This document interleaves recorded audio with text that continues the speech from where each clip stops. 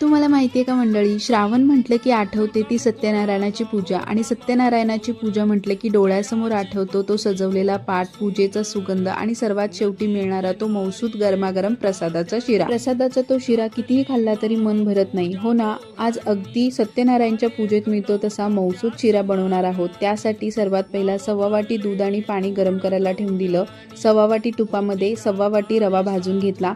इथे ड्रायफ्रुट्स आणि केळ सुद्धा कट करून घेतला आहे. रवा छान भाजून झाला की ड्रायफ्रूट आणि केळ घालून हे सुद्धा भाजून घ्यायचं. नंतर यामध्ये दूध घालून घ्यायचं. दूध घातल्यावर छान मिक्स करून झाकण लावून याची एक वाफ काढून घ्यायची. नंतर यामध्ये 1.25 वाटी साखर घालायची. साखर विरघळेपर्यंत रवा छान मिक्स करून घ्यायचा. नंतर यामध्ये वेलची पूड घालायची. पुन्हा याला छान मिक्स करून घ्यायचं आणि वरून तुळशीचं पान घालून झाकण लावून याची एक मस्त वाफ काढून घ्यायची आणि मौसूद गरमागरम आपला प्रसादाचा शिरा हा तयार झाला आहे.